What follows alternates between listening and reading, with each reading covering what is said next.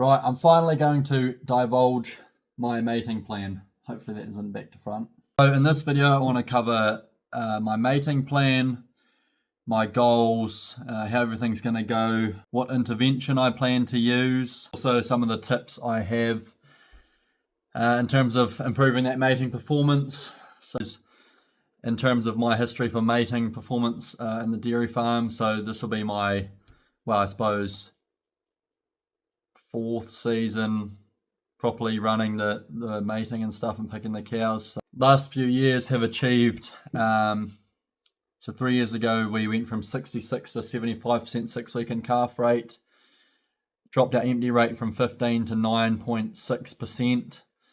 On the previous farm we got 79 and 80% 6-week in calf rates and 9 and 10% empty rates. So reasonably good performance, I'd say, especially compared to the industry average, which isn't that flash. So hopefully I know a thing or two about getting cows in calf. I guess we'll start from day one, which will be the 4th of November for us. And I've got a bit of a plan here, so you guys can see. I guess I can hold it up while I talk. So week number 1, so we're going to be doing a heifer AI Y-weight program for them so that we can get as many of them to AI as possible. Now they're going to be on the dairy platform, so I've heard most people usually do around 4 to 5 days of AI. If I can get a few more cows coming on day 6 and 7, I think I'll push that out to 7 days just so we can get as many as we can in that first week to AI. And then from then on we'll put the bulls out with them, and they're just going to be some Jersey bulls, and we'll probably pull them out sort of after about 9 weeks or so. Don't want to have them calving too late. Now in terms of our cows, so they're going to start on the same day, which is the 4th of November. And what I'm going to target with these is anything that's been calved for the cows, or for 3+ year old cows, it's been calved for 42 or more days, it hasn't had a cycle, we'll give them a PG shot. And this should hopefully help them come into heat, and have heard from the vets that they're getting much better performance from seeders of cows that have been PG'd already. So we'll try PG and see if that's an option, and then hopefully we can get them all cycling and don't have to do too many, if any, seeders. Then in week 2 I'll be PGing all our cows that would be cycling in the 3rd week, and we're going to bring them into the 2nd week. So at the end of week 1 we'll PG these all up and they'll come into week 2. So we're going to go really heavy in those first 2 weeks, and I'm planning to do 5 weeks of AI. And that would mean that hopefully all these cows that I can get in week 1 or 2, well, we want them all to conceive, but realistically they're not going to. So we want to have the chance to get them in calf to AI again. Now I'm going to do 5 weeks of AI. Used to do on this farm about 4 weeks, so I'm just going to push that an extra week just so I can capture all these animals that are going to be coming on in these first 2 weeks.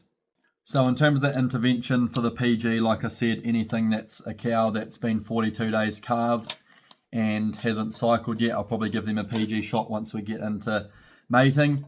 And then any of our first calvers that have been calved for 49 days, then we'll give them a PG shot and try to bring them on. But the cows are cycling pretty well, so hopefully I don't have to do very many of those.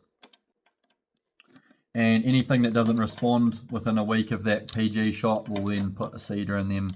And we'll probably do that just like once a week, or sort of after this, probably week 2 or week 3, we'll look at putting in our first lot of seeders. I'm not a massive fan of seeders, but I do believe they're a tool that we can definitely increase our performance with. So one thing to touch on with seeders, if I have to put a seeder in a cow, to me that is a sign that she probably has a fertility problem. I know there is the reason that the cow could have had a tough calving or whatever, she hasn't been looked after very well. That probably comes back to management. But in my eyes, if I have to put a seeder in a cow, I don't want to be breeding from her, so I'll put her in a group on Minder that says basically we'll never breed from this cow ever again. Really trying to breed for those fertility traits. So after week 5, that AI is done, we're going to put the bulls out for, I'll say like 3 or 4 weeks or something. And they'll just do their thing, hopefully pick up just about everything else, and then we're going to do a week and a half, so about 10 days of SGL at the end. That's because you get about minus 10 days out of those calves in SGL, so basically anything that we can AI here with SGL will still calve in that week 9. So we're aiming for that 9-week mating, 9-week calving, sorry. In terms of the semen we're using, so we nominate everything. I am not a fan of some of the bull packs that get put out there because they're done on averages as opposed to minimums, and we choose our own teams based on minimums for things like udders and fertility, because what we're ultimately aiming for is cow longevity. We want these cows that can go till they're 9-10 years old, keep getting in calf, they don't blow out their udders, they just keep going strong. So I'm going to beef my bottom 20% this year, and that's just for the genetic gain purposes of the herd, and also the short gestation. We'll do short gestation dairy as opposed to beef. I'm all for easy calving. We are quite a Jersey herd, so there's not much of a value chain in terms of beef calves that come out of our animals, so just going down the easy calving route there. So my goals is to get an 82+% 6 week in calf rate. So my dad was managing this farm the last few years, and I really want to try beat that. And under 9% empty, that gives us lots of choices for culling in terms of what cows we want to get rid of, or maybe with the cow prices this year, sell quite a few animals. We have quite a few heifers coming through this year, so I'd love to sell out our bottom animals. And again, it all comes back to cow longevity, trying to keep cows in the herd, minimize what we need to bring in for replacements. We know that replacement heifers costing us about $2,000 to $2,200 to get them basically till they start milking, which is pretty expensive. So if we can cut those percentages down a few ticks, then that's awesome. I actually have written down in my notebook some of the tips that I've sort of discovered over my few years. For me, the key thing is to get the cows on a rising plane of nutrition, especially in the couple weeks leading up to mating and then all through mating. The rising plane of nutrition is where we want to start getting our cows into a bit of an energy surplus if we can through that time, which is quite hard because our cows are at peak milk, usually as we start mating.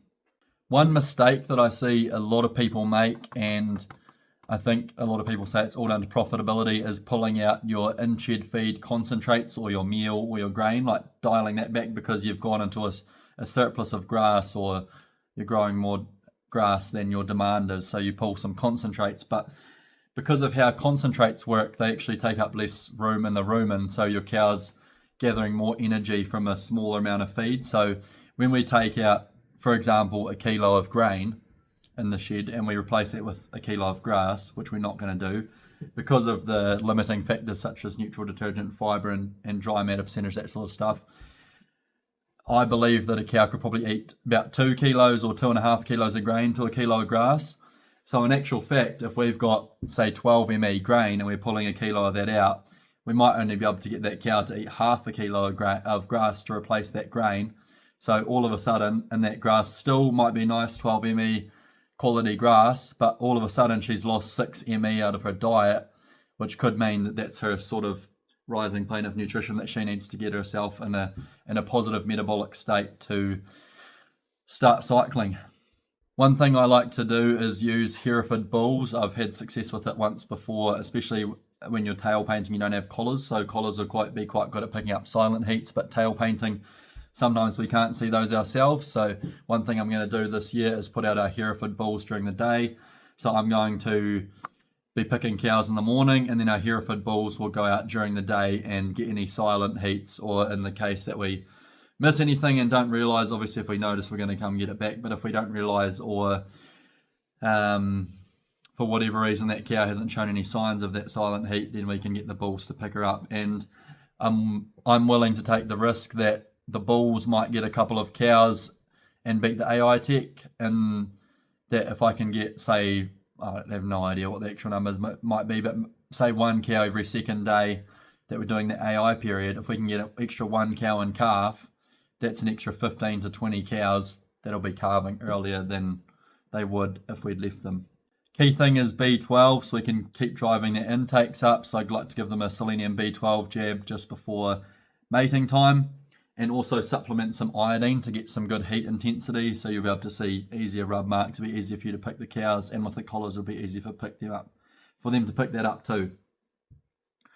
I like to use Jersey bulls, well, apart from the Hereford bulls that I talked about, I like to use Jersey bulls to go out with the cows once I get to this 4-week period here, so that we can get nice and easy calving, which is especially important for our late animals. And if you think about, if we're trying to sell our beef calves, we actually want to be selling them early, because people aren't going to be willing to pay money for beef calves that aren't ready to go until very late, which means their weaning date's going to be later. So we'll be using these Hereford bulls in here to mix in with AI, and also when we do our bottom 20% to beef. And then all these animals here that go to the bull, I'm going to use Jersey bulls or small crossbred animals so that we get low birth weight calves, and that's just going to be easy calving for our cows. Reduces the chance that they get any damage. And of course our SGL, we're going to get small dairy calves because we're using the SGL dairy. And that is going to mean that it's going to be much easier for the cow to have the calf, grow the calf, and recover. So those late calvers will have a lot less pressure on them. And again, the last thing is that with intervention or heavy intervention such as cedars, I mark those cows to never have a replacement from. A lot of people, again, will say that cedars are a tool for potentially mismanagement or something like that. But in my eyes, that cow has probably not got great underlying fertility. So if we're putting a cedar in her, I don't want to keep calves from her anymore. So just to recap, AI starts 4th of November for us. We're going to do about 10.5 weeks. 5 weeks at AI, 4 weeks bulls, a week and a half SGL. We're going to do all AI of our heifers on the first 5 days. I haven't quite decided whether I'm going to put some non-replacement animals, semen or something in those yet, but I don't think so because they're probably quite good genetic merit animals compared to the rest of the herd. I can't imagine any of them would be in the bottom 20% anyway. These are our goals. I'll put them out here and we'll obviously update everyone with how that goes. So I guess be bold and be brave. Yeah, any questions, flick them below. Would love to have some discussion with you guys, and would also love to hear what people are doing with their non-cyclers, especially people that don't like to use much intervention. I think it's a good tool, but we obviously don't want to use it for healthy cows, so we need to be really focused on those pre-mating heats and stuff like that so that we can be prepared. Anyway, I hope you enjoyed the video, and have a good one.